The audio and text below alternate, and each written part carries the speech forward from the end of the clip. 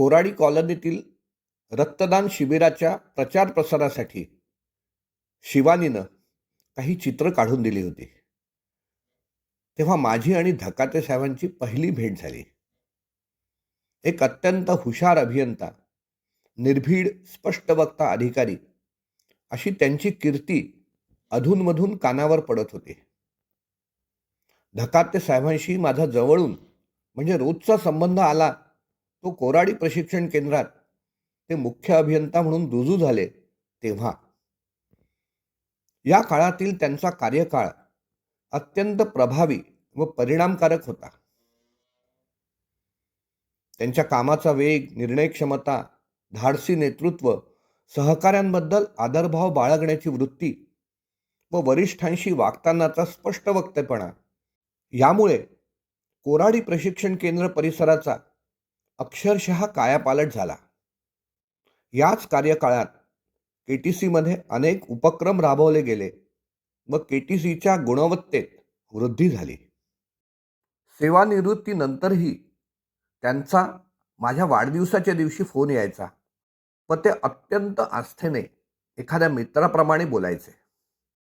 तब्बल 2 वेळा हृदयाची शस्त्रक्रिया झालेले धकाते साहेब झोपेतच अगदी न कळत हे जग सोडून निघून गेले. ही अत्यंत धक्कादायक बातमी संपूर्ण महाजनको परिवाराला निशब्द करून गेली. महाजनको परिवाराच्या मनोगताला शब्दबद्ध करण्याचा हा एक प्रामाणिक प्रयत्न आहे. धकाते साहेबांना वाहिलेली ही आदरांजली आहे.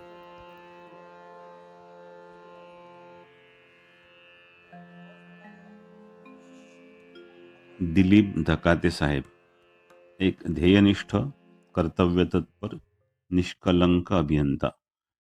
विद्युत मंडळाच्या महानिर्मितीत कार्यरत असलेला एक गुणी अभियंता. वीज निर्मिती केंद्रातील सर्वच गोष्टींचं, परंतु टर्बाईनचं अगाध ज्ञान असलेला, सतत नवनवीन शिकण्याची तळमळ आणि विजिगीषू गुण अंगी असलेला, हजरजबाबी, प्रामाणिक आणि ज्याला इंग्रजीत डाऊन टू अर्थ म्हणजे जमिनीवर पाय असलेला अशा अनेकविध गुणांनी परिपूर्ण म्हणता येईल असा. अष्टावधानी शब्द अपुरा वाटावा असा शतावधानी गुणसंपन्न अभियंता अधिकारी. अत्यंत साधी राहणी, इतकी की मंडळाने दिलेले जोडे, ज्याला सेफ्टी शूज म्हणतात, ते घालूनच सर्वत्र जाणार. मग ती मुख्य कार्यालयातील बैठक वा कार्यसत्र असो की विदेश दौरा. वेशभूषा साधी असली तरी बौद्धिक बैठक मात्र तल्लख आणि विचारसंपन्न होती. माझी आणि त्यांची ओळख मी 2005 मध्ये R&M विभागात असताना झाली. ते कार्यकारी अभियंता आणि मी सहाय्यक अभियंता या पदावर होतो. ते अधिकारी पदावर असले तरी त्या पदाचा आविर्भाव कधीही त्यांच्या वागण्या बोलण्यात दिसला नाही. आम्ही दोघं मित्र कधी झालो हेही कळलं नाही. 120 मेगावॉटचे संच क्रमांक 1 ते 4 मधील R&M हा आमचा पहिला प्रोजेक्ट. हे पूर्ण काम आम्ही मिळून मिसळून केलं. शिवाय सोबतीला उपकार्यकारी अभियंता श्री तेलंग साहेबही होते. अशी आमची तिघांची छान टीम होती. आम्हाला कार्यालय म्हणून एक छोटीशी खोली देण्यात आली होती. त्यावेळी संच क्रमांक 5चं काम सुरू होतं. त्यासाठी मागवलेल्या सामानाचं लाकडी पॅकिंग वापरून त्यांची केबिन आणि आमची बसण्याची जागा यात एक पार्टिशन आणि काही किरकोळ फर्निचर त्यांनी करून घेतलं.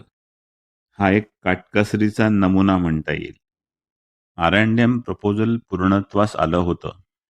आता त्यासाठीची अंतिम ऑर्डर निघणार होती. साहेबांच्या लक्षात आलं की यासाठी 500 कोटी रुपये इतकी मोठी रक्कम खर्च करूनही त्यातून काही विशेष साध्य होणार नाही. ही बाब व्यवस्थापनाला आणि वरिष्ठांना पटवून देणं ही काही साधी गोष्ट नव्हती. धाडसाचंच काम होतं ते. पण धकाते साहेबांनी बोर्ड मीटिंगमध्ये व्यवस्थित सादरीकरण म्हणजे प्रेझेंटेशन करून ही गोष्ट निर्भीडपणानं सर्वांना पटवून दिली. नंतर एका उच्चस्तरीय समितीची स्थापना झाली व तिचा अहवाल आल्यानंतर ती परियोजना किंवा प्रोजेक्ट रद्द करण्यात आलं. मंडळाची 500 कोटी रुपयांची बचत झाली असं आमचं ठाम मत आहे. त्यानंतर साहेबांची चंद्रपूर, भुसावळला बढतीवरती बदली झाली आणि शेवटी ते उपमुख्य अभियंता या पदावर 660 मेगावॅट औष्णिक केंद्र कोराडी या ठिकाणी रुजू झाले. मी त्यावेळी विद्युत परीक्षण विभागात प्रमुख होतो. त्यामुळे पुन्हा आमची साहेबांसोबत वाटचाल सुरू झाली. त्यांच्या कार्यकाळात 660 मेगावॅट संच उत्तम पद्धतीनं यशस्वीरित्या काम करत होता. एल&टी सारख्या नामवंत कंपनीच्या अभियंत्यांशी तोडीस-तोड प्रतिवाद करणारा निष्णात अभियंता अधिकारी म्हणजे दिलीप धकाते साहेब. परिणामी एकूणच कार्यशैली आणि कामात सुधारणा झाली. त्यांच्या झपाट्यानं आणि किंचितही दिरंगाई न करण्याच्या कार्यशैलीचं एक उदाहरण म्हणून सांगतो. एकदा मी त्यांना मोटर ऑपरेटेड व्हॉल्व्हज संबंधी काही समस्या असल्याचं सांगितलं. तेव्हा लगेच दुसऱ्या दिवशी कामावर येताच संबंधित तंत्रज्ञाला सोबत घेऊन त्या अनुषंगानं खेळीमेळी चर्चा झाली व तो प्रॉब्लेम सॉल्व्ह झाला. आपल्या अभ्यासपूर्ण शैलीनं मीटिंगमध्ये लेखापरीक्षण विभागाच्या म्हणजे ऑडिटच्या अधिकाऱ्यांना सुद्धा ते निरुत्तर करत. उपमुख्य अभियंता असूनही वेळ पडल्यास स्वतः लेखापरीक्षण विभागात जाऊन लेखापरीक्षण विभागाच्या टिप्पणीला म्हणजे ऑडिट रिमार्क्स तिथल्या तिथे उत्तर लिहून देत. सहसा अशा कार्यकुशल, धाडसी, निर्भय अधिकाऱ्याच्या ललाटी वारंवार बदलीचं विधिलिखित कोरलं जातं की काय? की असा कार्यकुशल, निपुण अधिकारी आपल्याही कार्यक्षेत्रात असावा अशी सगळ्यांनाच अपेक्षा असते. नंतर त्यांची बदली मुख्य कार्यालयातही झाली. शेवटी ते कोराडी प्रशिक्षण केंद्रात रुजू होऊन तेथूनच निवृत्त झाले. ते प्रशिक्षण केंद्रात कार्यरत असतानाचा कामाचा झपाटा आणि कार्यशैली अनेकांनी अनुभवली आहे. त्या प्रशिक्षण केंद्राचा त्यांनी जणू कायापालटच केला. निवृत्तीनंतरही त्यांचं काम करणं थांबलं नाहीच. शांत बसतील ते धकाते साहेब बसले. अनेक नामवंत कंपन्या त्यांना सल्ला मसलतीसाठी त्यांच्या अनुभवाचा फायदा घेण्यासाठी पाचारण करत. R&Mला असतानाच त्यांना हृदयविकाराचा त्रास जाणवू लागल्यानं त्यांची आधी अँजिओप्लास्टी आणि नंतर बायपास शस्त्रक्रिया करण्यात आली होती.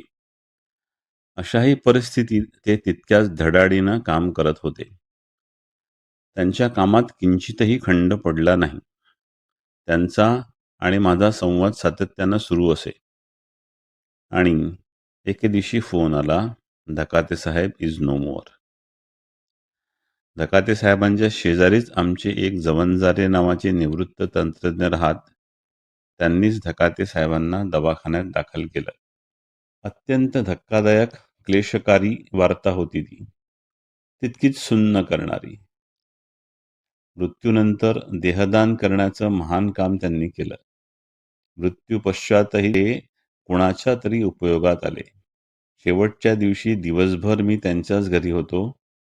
त्यांच्या अंत्यदर्शनासाठी निवृत्त अधिकारी, तरुण, तंत्रज्ञ अशा अनेकांची रीघ लागली होती.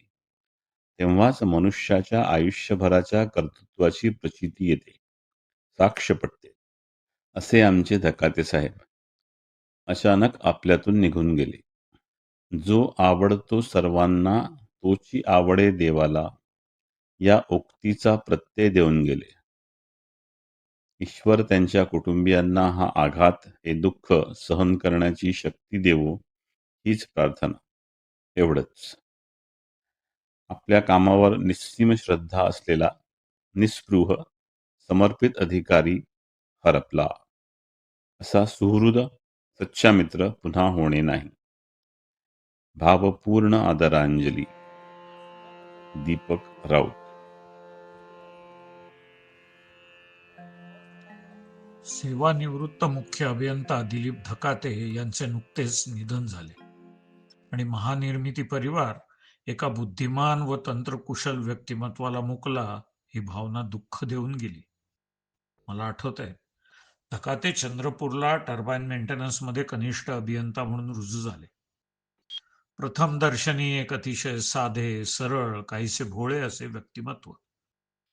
पण थोड्याच काळात त्याच्या तांत्रिक ज्ञानाची, कुशलतेची व बुद्धिमत्तेची चुणूक दिसायला लागली. अभियंत्यांच्या रूममध्ये तांत्रिक चर्चेची भर पडली. त्यांनी आम्हाला अलाइनमेंट व बॅलन्सिंगचे थंब रूल्स सांगितले. त्याच्याशी आमची व्यक्तिगत मैत्री झाली. आम्ही त्याच्या चंद्रपूर शहरातल्या घरी पण गेलो होतो. साध्या परिस्थितीतून शिक्षण घेऊन पुढे आल्यामुळे असेल, पण शेवटपर्यंत अतिशय साधी राहणी व तांत्रिक बारकाव्यात रमणारा असा अभियंता विरळाच.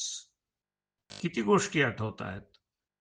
चंद्रपूरला त्यांनी टर्बाईनचे एक वर्किंग मॉडेल बनवले होते व त्याचे पार्ट्स स्वतः लेथवर बनवले होते.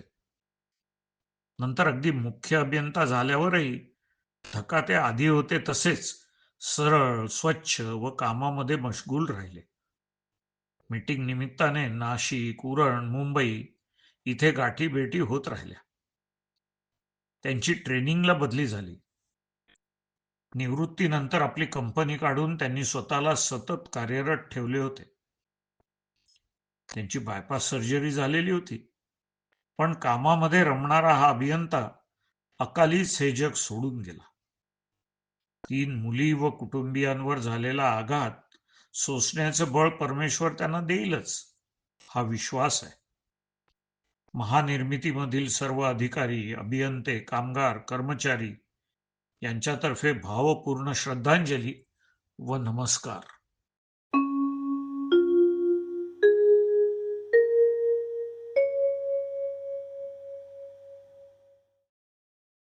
माझे मित्र दिलीप धकाते आज आपल्यात नाहीत. हुशार, व्यासंगी, नवीन टेक्नॉलॉजी आत्मसात करण्यात पुढाकार घेणारे, उत्साही आणि साधी राहणे, तांत्रिक बाबी समजावणारा आणि समजणारा एक अफलातून व्यक्तिमत्वाचा धनी दिलीप धकाते इतक्यात निघून जाईल असे कधीच वाटले नाही. माझा त्याचा संबंध चंद्रपूर पासूनच आला. संच क्रमांक 4चा अॅन्युअल ओव्हरऑल असेल. माझी सलग रात्रपाळी होती. मी संचलन मध्ये होतो. हा टर्बाईन ओव्हरऑल बघायचा. काय सांगावं, हा रात्रभर उभाच राहायचा.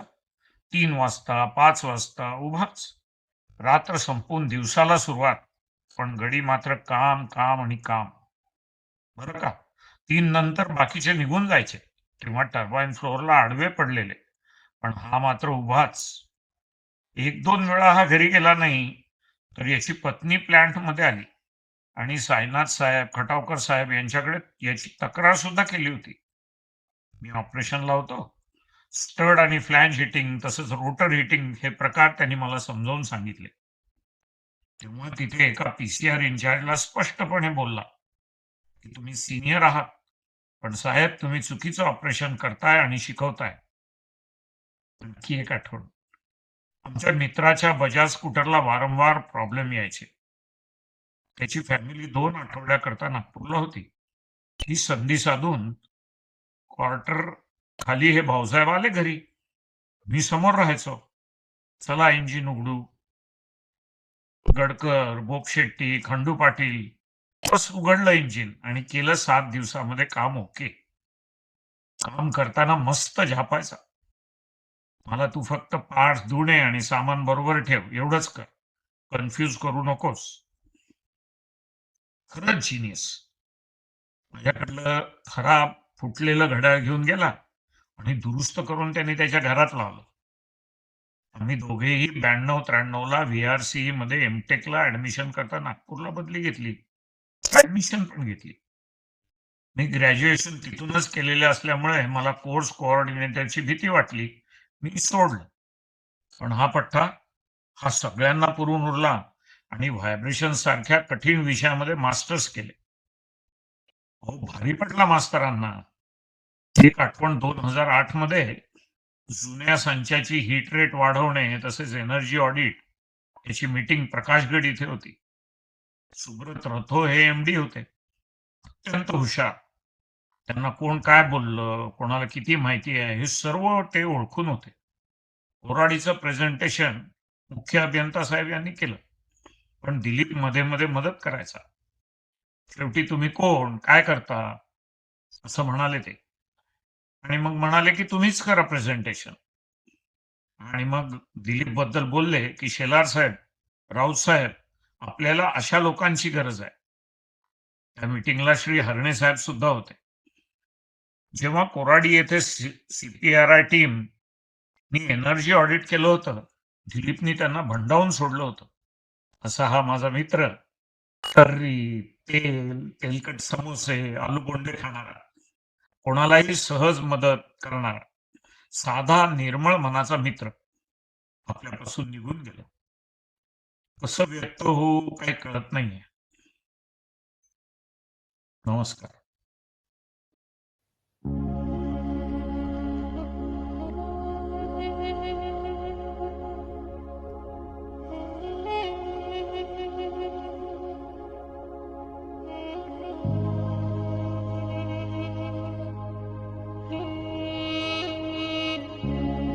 बहती हवा सा था वो, उड़ती पतंग सा था वो, कहाँ गया उसे ढूंढो।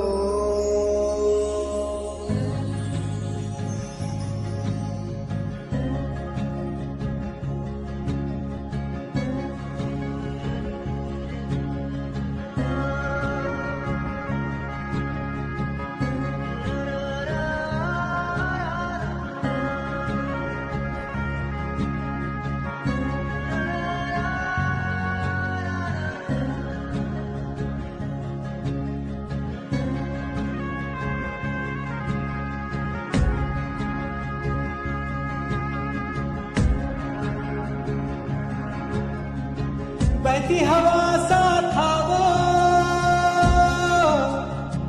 उड़ती पतंग सा था वो, कहाँ गया उसे ढूंढो।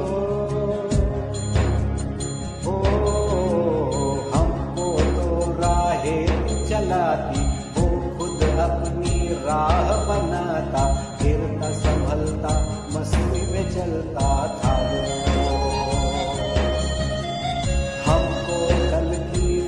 सताती, वो बस आज का जश्न मनाता, हर लम्हे को खुल के जीता था वो।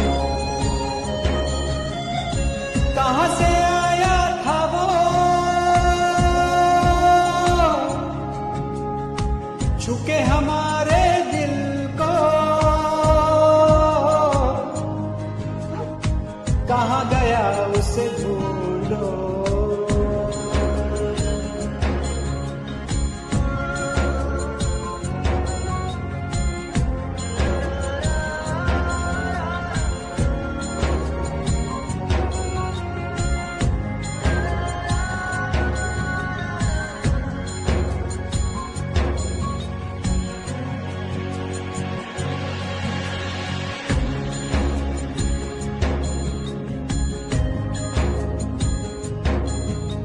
सुलगती धूप में छाओ के जैसा, रेगिस्तान में गाँव के जैसा, मन के घाव पे मरहम जैसा आओ। हम सहने से रहते कुएं में, वो नदिया में गोद लगाता, उल्टी धारा चीर के तैरता था वो। बादल नवारा था वो, यार हमारा था वो, कहाँ गया उसे ढूंढो। हमको तो राहें ही चलाती, वो खुद अपनी राह बनाता, गिरता संभलता मस्ती में चलता था वो।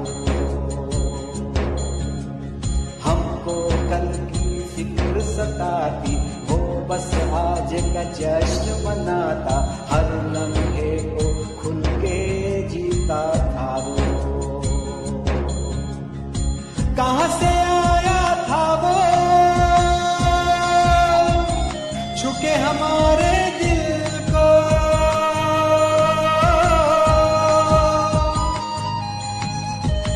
कहाँ